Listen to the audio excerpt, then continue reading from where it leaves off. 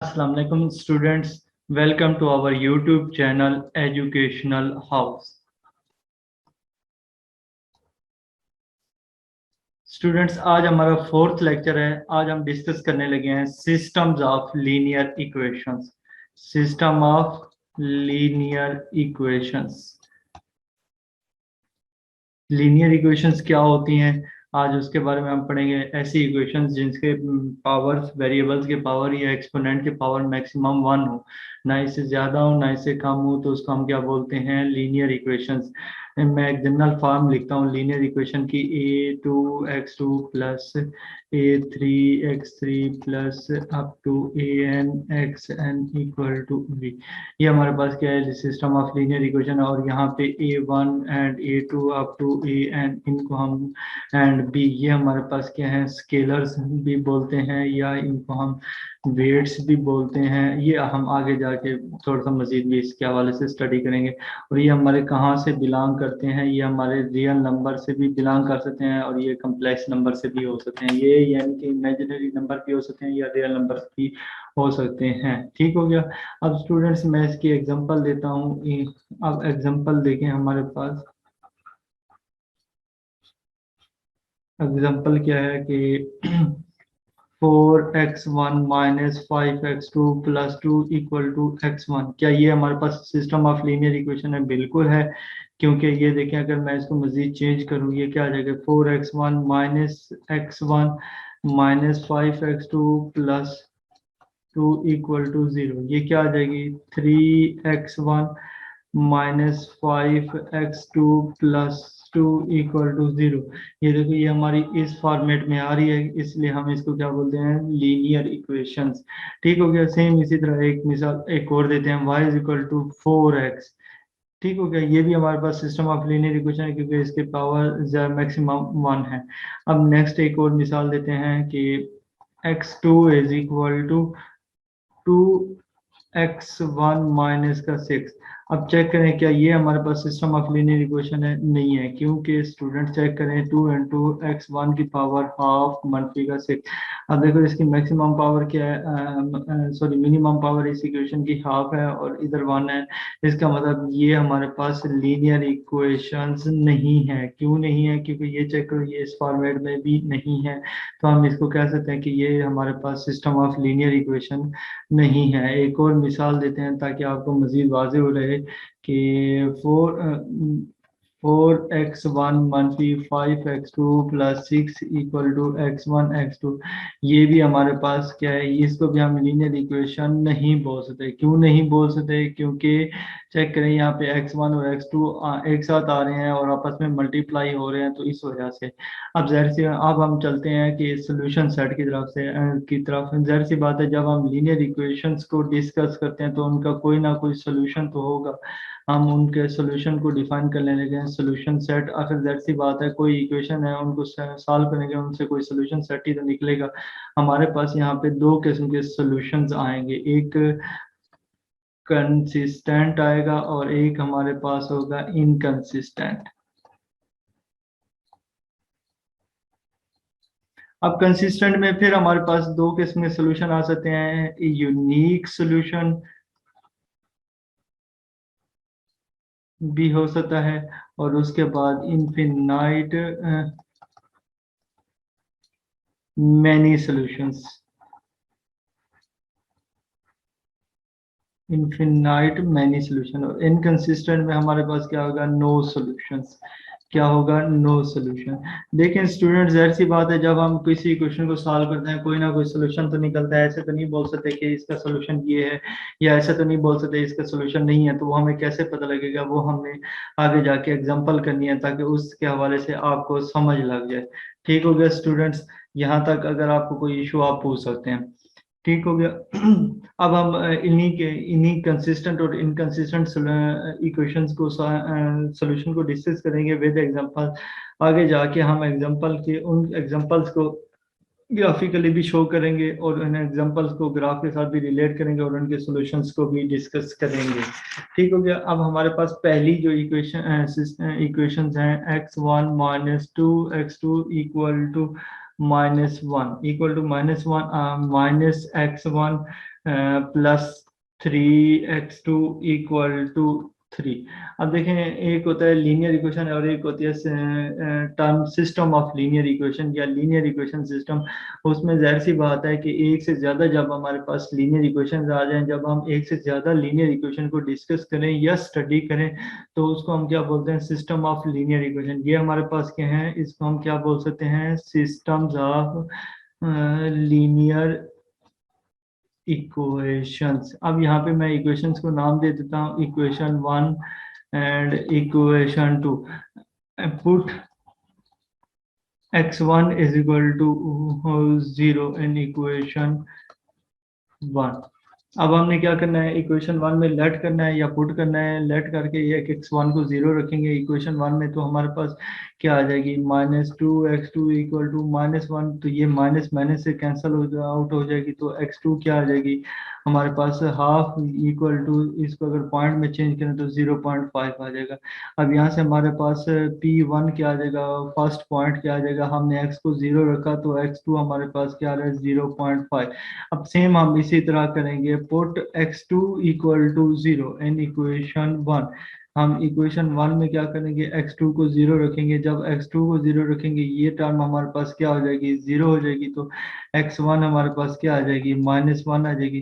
तो हमारे पास .2 क्या आ जाएगा, 0 एंड माइनस, सॉरी यहाँ पे हम मिस्टेक कर रहे हैं, क्योंकि यहाँ पे x1 पहले लिखेंगे और x2 बाद में लिखेंगे, तो ये क्या आ जाएगा, -1 एंड 0। सेम इसी तरह अब हमने दूसरी इक्वेशन को भी डील करना है। अब दूसरी इक्वेशन क्या है, हम पुट करेंगे, put x1 equal to 0 in equation 2। In equations, हमने इक्वेशन 2 में क्या करना है, x1 को 0 रखेंगे तो x2 हमारे पास क्या आ जाएगा, 1 आ जाएगा। x2 हमारे पास क्या आ जाएगा, 1। ठीक हो गया। तो हमारे पास .3 क्या आ जाएगा, x1 को हमने 0 रखा और x2 को क्या रखा आएगा, हमारे पास 1 आ जाएगा। अब ये .3 हमारे पास 0 और 1 आ गया। अब सेम इसी तरह हमने क्या करना है, put x2 equal to 0 in equations 2। In equation 2 हमने x2 को क्या रखना है, 0 पुट करना है। तो x2 जब 0 पुट करेंगे तो वो हमारे पास क्या आ जाएगा, देखें स्टूडेंट्स, x2 को, इस टर्म को हम जब 0 रखेंगे तो x1 -x1 इक्वल टू 3। तो अगर मैं इसको इस तरह भी तो लिख सकता हूँ, -3, यानी कि माइनस के साथ दोनों साइडों पर मल्टीप्लाई कर दिया, तो हमारे पास P4 पॉइंट क्या आ जाएगा, -3 एंड 0। ठीक हो गया स्टूडेंट्स। अब चल के हम इनके ग्राफ्स को डिस्कस करते हैं। पहले मैं इनके पॉइंट्स लिख लेता हूँ। दी पॉइंट्स आर, अब देखिए पहली इक्वेशन पे हमारे पास कौन से पॉइंट्स आ रहे थे, 0 एंड 0.5, और दूसरा क्या आ रहा था, -1 एंड 0। अब सेकंड इक्वेशन थी हमारे पास, या लीनियर इक्वेशन सेकंड, 0 और 1 ग्राफ पॉइंट दे रहे थे एंड -3 एंड 0 दे रहे थे। ठीक हो गया स्टूडेंट्स। अब हम इनके क्या करने लगे हैं, यहाँ पे ग्राफ बनाने लगे हैं ताकि हम इनके सॉल्यूशंस को डिस्कस कर सकें। हम्म,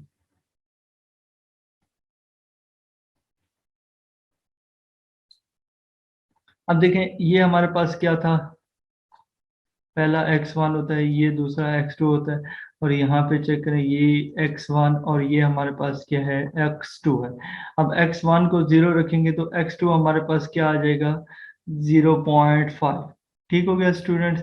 यानी कि x1 तो हमारे पास है ही 0, और x2 यहाँ पे रखें, ये क्या आ जाएगा, 0.5।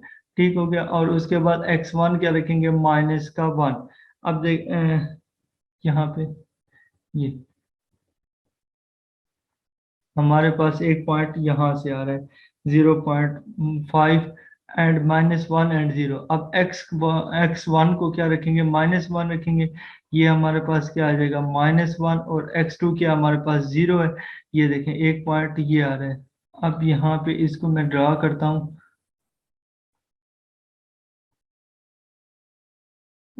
इसको ड्रा कर लेते हैं,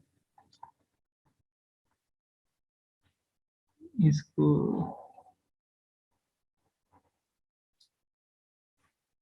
ये सॉरी स्टूडेंट्स, एक जरा टेढ़ी लाइन थी इसलिए मैंने इसको रिमूव किया है। ठीक हो गया स्टूडेंट्स। अब सेम इसी तरह हम मूव करते हैं दूसरे पॉइंट की तरफ। तो वो हमारे पास क्या है, 0 एंड 1। अब देखें x1 यहाँ पे हमारे पास क्या है, 0, और x2 क्या है, 1 है। तो x2 हमारे पास ये आ जाएगा 1। अब देखें x1 यहाँ पे क्या है हमारे पास, -3। ठीक हो गया। ये हमारे पास अगर -3 है तो इसको हम इसके साथ मिला लें। अब यहाँ पे ये था कि हम इन दो पॉइंट्स को क्यों मिला रहे हैं, क्योंकि ये हमारी फर्स्ट इक्वेशन 1 है। अब जब हम इन दो पॉइंट्स को मिलाते हैं तो ये हमारे पास क्या आएगा, 0 एंड 1 एंड -3। अब देखें ये, अब ये कुछ इस तरह का हमारे पास ग्राफ बनेगा। अब देखें जब हमने इनको, इनके जो पॉइंट्स है उन पॉइंट्स को ग्राफ पे शो किया, तो यहाँ पे चेक करें, ये हमारे पास एक पॉइंट पे, एक दो लाइंस एक पॉइंट पे टच कर रही हैं। तो हम इनको क्या है, क्या बोलेंगे, ये इसका मतलब है कि भी व्हेन, इसका मतलब क्या है कि ये एट दो इक्वेशंस हैं और एक पॉइंट पे टच कर रही हैं। When lines are touch, lines are touch at one point, then our solution is unique। यानी कि ये क्या हो जाएगा, यूनिक सोल्यूशन होगा और कंसिस्टेंट। जाहिर सी बात है, मैंने पहले भी बताया है कि कंसिस्टेंट में ही यूनिक और इन्फिनाइट मैनी सोल्यूशन होगा। जब हमारे पास ग्राफ इस टाइप का आएगा कि ग्राफ में हम दो या दो से ज्यादा लाइंस को जब शो करेंगे तो उनमें से दो लाइंस या तीन लाइंस आपस में एक दूसरे को एक पॉइंट पे टच करेंगे या कता करेंगे, तो हम क्या कहेंगे, इसका मतलब इसका एक सोल्यूशन है। चलिए अब देखते हैं कि इसका क्या सोल्यूशन है। हम इनका सोल्यूशन निकालने की कोशिश करते हैं। अब मैं वही सिस्टम ऑफ लीनियर इक्वेशन ले आता हूँ, x1 मनफी 2x2 equal to -1 and -x1 +3x2 equal to 3। अब देखें इनको अगर मैं प्लस करूं तो ये क्या हो जाएंगे, कैंसल आउट हो जाएंगे। तो यहाँ पे हमारे पास क्या आ जाएगा, x2 इक्वल टू 2 आ जाएगा। ठीक हो गया स्टूडेंट, x2 हमारे पास 2 आ गया। अब ये किसी एक इक्वेशन में पुट कर ले, मैं इक्वेशन 1 में ही पुट कर देता हूँ। ठीक, x1 मनफी 2 इंटू x2 की जगह पे हम क्या रखेंगे, 2 -1। तो x1 इक्वल टू -1 +4। तो x1 हमारे पास क्या आ जाएगा, प्लस का 3। अब हमारे पास ये देखें पॉइंट क्या आ जाएगा, पॉइंट, अब पहला x1 का होता है ये 3, और x2 क्या था हमारे पास 2। अब ये पॉइंट क्या है, पॉइंट ऑफ इंटरसेक्शन है। इस हमको क्या बोल, इस पॉइंट को क्या बोलते हैं, पॉइंट ऑफ इंटरसेप्शन। हमने पीछे ग्राफ बनाया इसी इक्वेशंस, इसी सिस्टम ऑफ इक्वेशंस का। तो हमारे पास एक पॉइंट पे वो लाइंस टच कर रही थी। अब उन्हीं के उसी का पॉइंट ऑफ इंटरसेप्शन फाइंड किया कि भी हमें पता लग गया कि यहाँ पे ये जो टच कर रहे हैं, तो हमारे पास कौन से पॉइंट्स आ रहे हैं, 3 एंड 2 पे ये लाइंस एक दूसरे को क्या कर रही हैं, टच कर रही हैं। तो हमारा इसका मतलब क्या, so it has exactly one solution. ये मैं पहले भी बता चुका हूँ कि एक लाइन पे टच करें तो इसका मतलब ये एग्जैक्टली वन सोल्यूशन है। अब हम नेक्स्ट एग्जांपल की तरफ मूव करते हैं। सेकंड एग्जांपल हमारी है,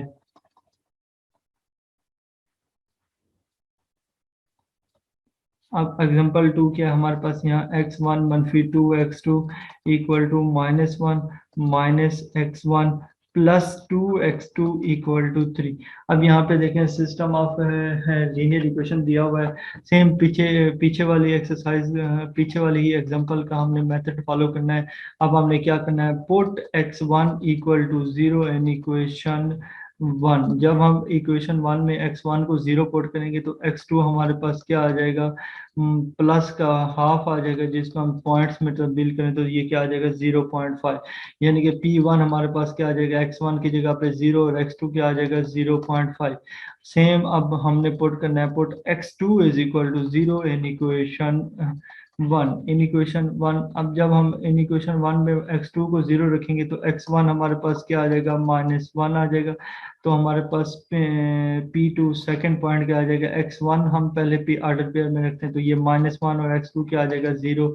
अब हमने मूव करना है सेकंड इक्वेशन की तरफ। अब हम क्या करेंगे, put x1 is equal to 0 in equations 2।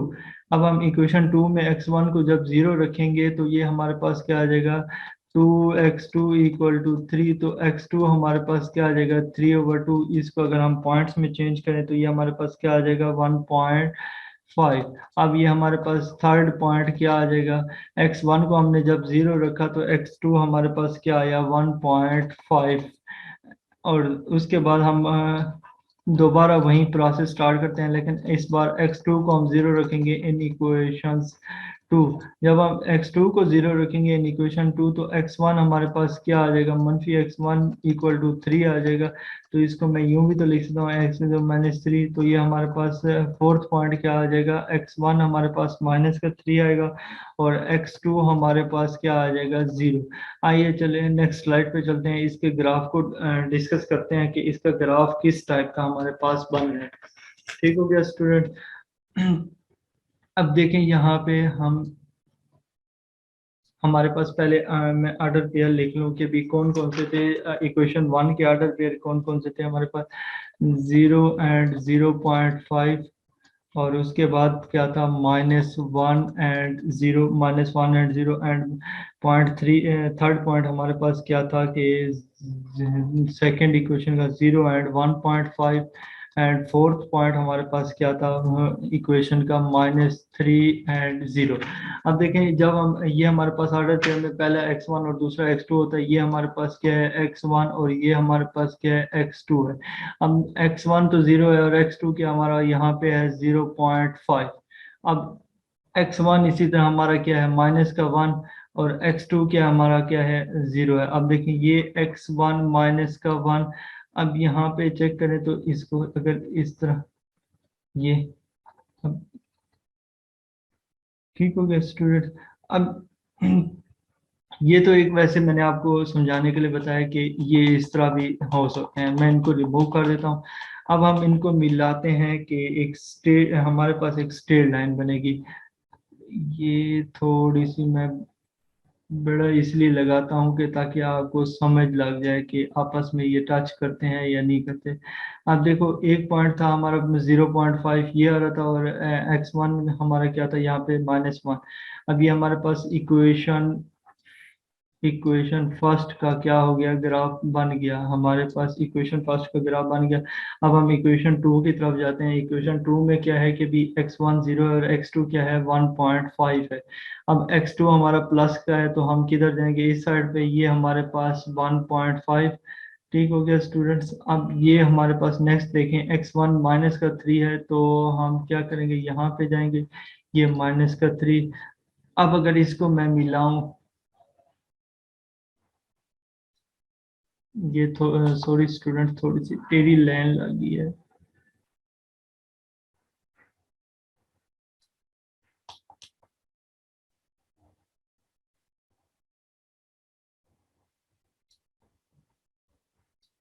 अब ये देखें, हम इस लाइन को जितना भी बड़ा करते जाएं या इसको, ये थोड़े से टेढ़े हैं तो आपको ऐसा लग रहा है कि ये आपस में टच करेंगे, ये टच नहीं करेंगे। ये इनको सीधा आप अगर स्केल के साथ बनाएंगे तो ये आपके पास क्या हो जाएंगी, ये लाइंस पैरेलल होंगे।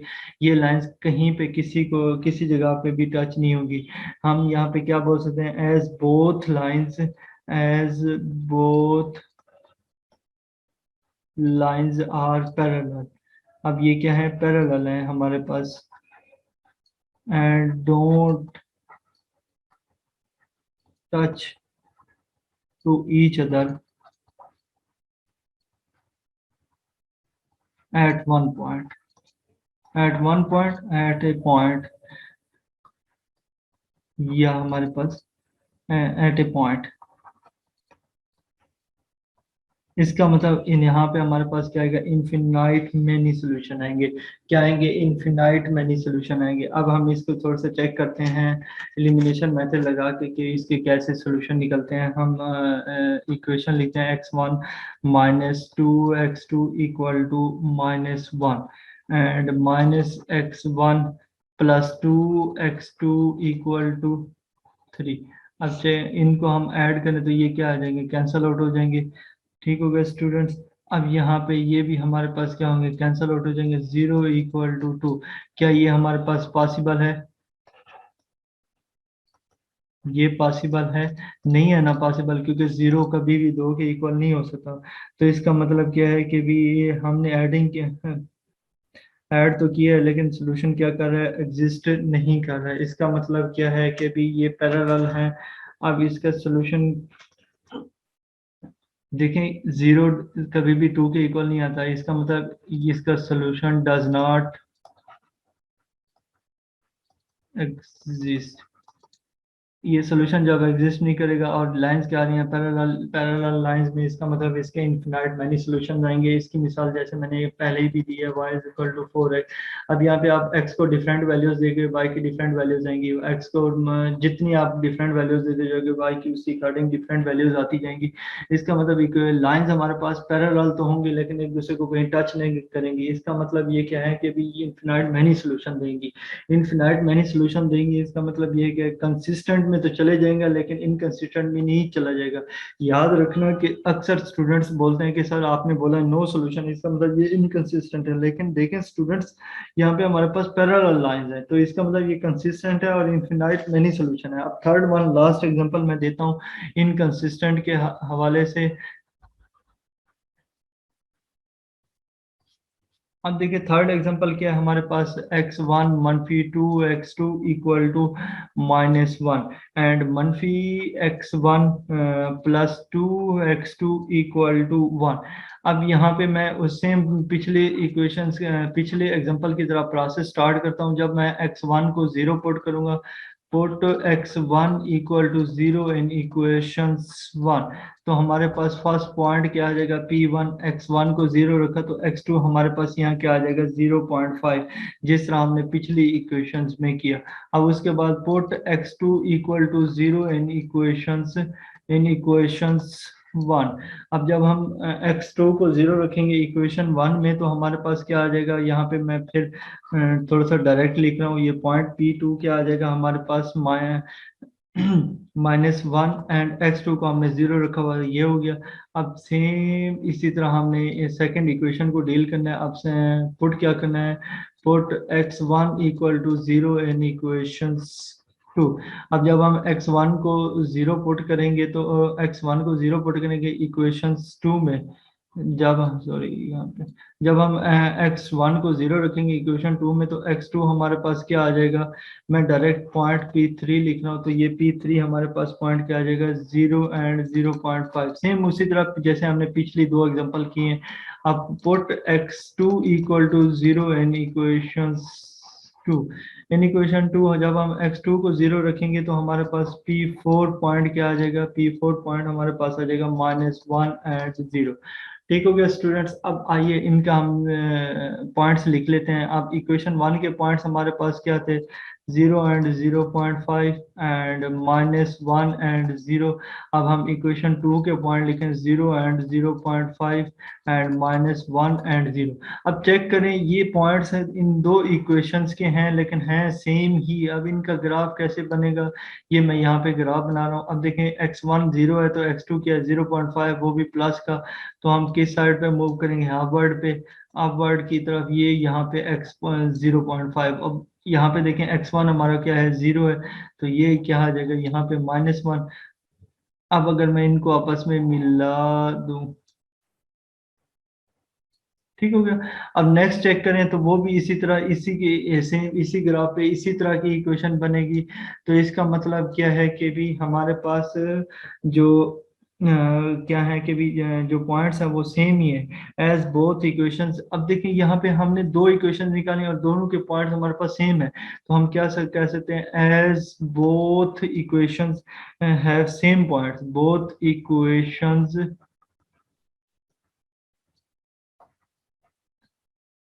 हैव सेम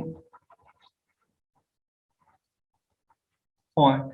हाँ हमारे पास क्या है, सेम पॉइंट है, सो ओनली वन ग्राफ। अब जाहिर सी बात है, हमारे पास सो ओनली वन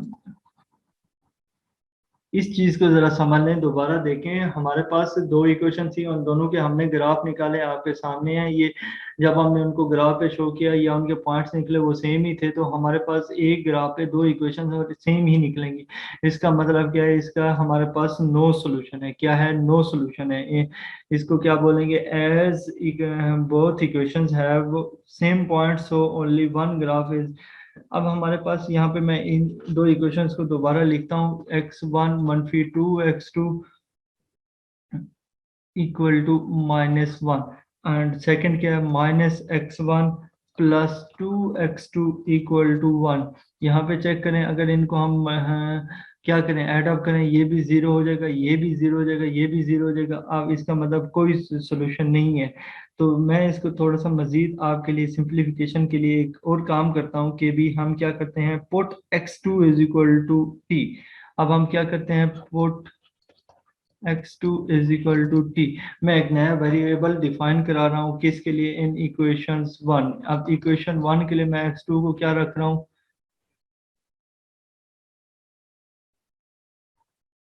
ठीक हो गया। पुट x2 हमारे पास t है तो इक्वेशन 1 में, तो ये हमारे पास क्या आ जाएगा, x1 मनफी 2t इक्वल टू -1। तो हमारे पास इसको मजीद चेंज करें तो क्या आ जाएगा, -1 +2t। एंड देन उसके बाद देखें, हमने लेट क्या किया हुआ था, x2 को t रखा हुआ था और x1 हमारे पास ये आ रहा है। और सेम हम अगर इक्वेशन 2 में करते हैं, इक्वेशन 2 में हम क्या करेंगे, देखें x1 मनफी x1 +2x2 equal to 1, -x1 is equal to 1 -2x2। 1 -2x2 अगर हम माइनस के साथ ये दोनों साइडों पर मल्टीप्लाई करें तो इस इक्वेशन को क्या आ जाएगा, 2x2 -1। देखिए ये माइनस का हो जाएगा, ये प्लस का होगा, इसलिए मैंने इसको पहले लिख दिया है।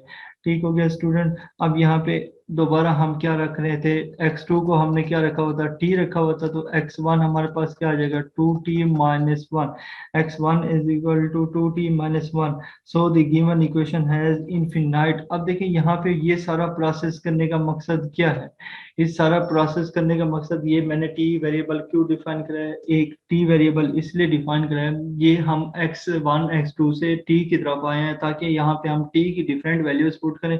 तो हमारे पास चेक कर रहे थे क्या वो सेम वैल्यूज आएंगी, क्या हमारे पास वाकई में ग्राफ पे ऊपर एक ही लाइन बन रही थी। ठीक हो गया। तो ये मैंने एक नया वेरिएबल इसलिए डिफाइन किया। अब यहाँ पे चेक करें, x1 क्या हमारे पास 2t-1। अब यहाँ पे देखें x2, ये हमारा इक्वेशन 1 से और ये हमारा इक्वेशन 2 से। आप चेक करें, ये x2 यहाँ पे भी t है, x2 यहाँ पे भी t है। इसका मतलब अब हम जब भी इसमें पॉइंट्स पुट करेंगे तो हमारे पास सेम पॉइंट्स आएंगे। इसका मतलब हमारे पास एक ही लाइन आएगी ग्राफ पे इस तरह की। तो इसका मतलब क्या है कि भी इसके नो सोल्यूशन है। क्या बोलेंगे? No solutions. क्यों सोल्यूशन नहीं है? क्योंकि हमारे पास इक्वेशन ही एक है। ठीक हो गया स्टूडेंट्स। अगर आपको कोई आज के लेक्चर में या पिछले लेक्चर में कोई इशू, आप हमारे साथ रब्ता कर सकते हैं मेल के जरिए भी और कमेंट बॉक्स में कमेंट करके भी। और अगर आपको कोई सवाल जो समझ ना आ रहा हो, आप हमें मेल कर दें, हम उनकी वीडियो लेक्चर बना के अपलोड कर देंगे अपने यूट्यूब चैनल पे। ओके स्टूडेंट्स, ने हमारे यूट्यूब चैनल पे अगर आप नए हैं उसको सब्सक्राइब कर लें, लाइक करें, शेयर करें और कमेंट्स ज़रूर कीजिएगा। और बेल आइकन को भी दबा दें ताकि हर नई आने वाली वीडियो आपको सबसे पहले मिल सके। ओके स्टूडेंट्स, अल्लाह हाफिज़।